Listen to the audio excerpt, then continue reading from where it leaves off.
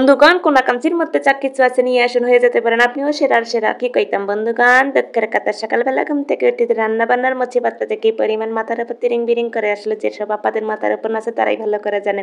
তাই হোক কি আর করার, তিরিং বিরিং নাচে তো তিরিং বিরিং খাবার করতেই হবে। কি কইতাম বন্ধুগণ, দুঃখের কথা সকালবেলা ঘুম থেকে উঠে ফিরে যাওয়ার দিকে কোনো খাবার দাবার কিচ্ছু নেই, দুঃখে মাছের মাথা পড়ে আছে। এই কথা দিয়ে কি করবো, সগাই সদর আত্মীয় স্বজন সমস্ত কিছু সামলাইতে হবে এই দুঃখের মাথাতে। এই দুঃখের মাথা দিয়ে কি করা যায় বন্ধুগণ বলেন তো? স্বামী স্ত্রীর ঝগড়ার মধ্যে এই দুঃখের মাথাতে কাপেল ড্যান্স দেয়, কোনো ক্ষতি নেই, কোনো সমস্যা নেই। এই কাপেল ড্যান্স দেখার জন্য আজকে তৈরি করতেছি কাপেল ধরনের খাবার। কি আর করার, ঘুম থেকে উঠে ফ্রিজের মাথা ভিজে যেই যে মাথাটা ভেজানোর পরে যে মাখামাখি করে ওই যে ভাসতেছিলাম আর ভাবতেছিলাম কি পরিমাণে যে প্রশংসা পাবো, কত পরিমাণে যে প্রশংসা ইচ্ছা হয়েছিল বন্ধুগণ, মনের ভিতরে কি পরিমাণের আশা আকাঙ্ক্ষা লুকাইছিল, সেটা আসলে যে সব রাধানির মনে লুকাই থাকে তারাই খুব ভালো করে জানে। যাই হোক কি আর করার বন্ধুগণ, এদিকে মশলার ডিব্বা খুঁজে দেখি কোনো মশলাপাতি কিচ্ছু নেই। কি করার, সামান্য কয়টা মশলা বের করে নিলাম, এইটা দিয়ে আজকে রান্না করবো। আমার মতো রাঁধুনির কাছে রান্না বান্না কোনো ব্যাপার হইলো? কোনো ব্যাপার হইলো? রান্না বান্না করবো, মন দিয়ে রান্না করবো, স্বাদ হবে না, এটা কোনো কথা? এটা কোনো কথা? রান্না বান্না স্বাদ হবে না সেটা কোনো কথা হইলো?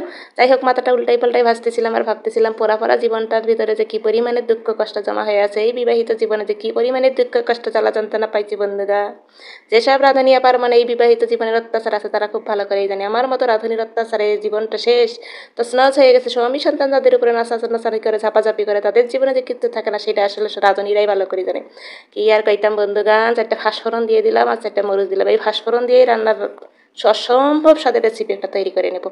এই যে কচুর বই, এই কচুর বই অনেকেরই মুখ চুলকে, অনেকেরই অনেক ধরনের কমেন্ট চলে আসবে, আরে বাপু মুখ চুলকে তাতে কি সমস্যা করলে, আপনারা তিতে লাগে খান না? কচুর বই মুখ চুলকে খাবেন না কেন? কচুর ডাটা আপনারা মুখ চুলকে ইলিশ মাছ দিয়ে খান না? আরে বাপু লাউ দিয়ে খাবেন, খেয়ে দেখুন না কেন ভালো লাগে কিনা। মাছের মাথা দিয়ে খাবেন, লাউ দিয়ে খাবেন, কত পরিমাণের যে স্বাদ হয়। আরে বাপু মাংস দিয়েও কচুর বই খাওয়া যায়, খায়া দেখিয়েন, খুব ভালো লাগে। যাই হোক কি আর করার, এই কচুর বই দিয়েই মাছের মাথাখানা রান্না করবো বন্ধুগান। আত্মীয় স্বজন যে কি পরিমাণ টিপ টিপ টিপ টিপ করে ঘোরাফেরা করতেছিল রান্নার ফেলেবারে, এত পরিমাণ ফেলেবার হচ্ছিল, আত্মীয় স্বজন এত পরিমাণ ঘুরঘুর করতেছিল বন্ধুগান। নিজের প্রশংসা নিজে করতে করতে এত পরিমাণে খুশি লাগতেছিল। আর এই যে যাতাকলে যখন মশলা বাটতে যাই বন্ধুগান, কি যে কষ্ট লাগে, মানে দুঃখে কয় আর ভাগ্যে ব্যালেন্ডার জুটবে না। ভাগ্যের মতো ব্যালেন্ডার বিলিন্ডার কিচ্ছু নেই, এই কপালে কোনোদিনও জুটবে না ফ্রাই প্যান বিলিন্ডার। এইরকম স্বামী কিপটা দিলে তাদের কপালে কি ব্যালেন্ডার জুটবে? আর এটা কোনো কথা? আরে বাপু আমার কপালে ব্যালেন্ডার নাই তাতে কি কথা, শিলপাটাতে তো ধার দিবি, শিলপাটাতেও ধার দেবে না বন্ধুগান। কি আর কোনো দুঃখের কথা। যাই হোক, স্বামীর ওপর রাগ করে 1 গালা পরিমাণ জল ঢালি দিলাম, যা খা, কেমন লাগে খাক, কেমন লাগে খো। আমি তো কিছুতেই শুনতেছিলাম না, তাও পরেও যে এত পরিমাণে প্রশংসা হবে, এত পরিমাণে প্রশংসা পাবো কল্পনাও করতে পারি নাই বন্ধুগান। কি আর করা, এই যাতাকালের মধ্যে বাটলাম মশলাগুলো, দেওয়ার পরে যে এত পরিমাণে সুঘ্রাণ বের হইতেছিল বন্ধুগান, না খাইলে বোঝার কোনো বুদ্ধি নেই। চেষ্টা করতে পারেন এইরকম রান্না বান্না করে, এত পরিমাণে স্বাদ হয়। আত্মীয় স্বজন পাড়া প্রতিবেশী থেকে গন্ধের পরিমাণে যে এত পরিমাণ ছড়াছড়ি করবে আপনার বাসার সামনে, কল্পনাও করতে পারবেন না। আত্মীয় স্বজন কি পরিমাণে আকর্ষণ বাড়াইতেছেন আপনি, কি আর কম। যাই হোক, এদিকে স্বামী খাওয়ার জন্য মাথার উপর তিরিং বিরিং করে নাচতেছিল, ভাবতেছিলাম যে একটু ডেকোরেশন করে দিই, যদি খাবার দাবার আরও পরিমাণের প্রশংসা পাই।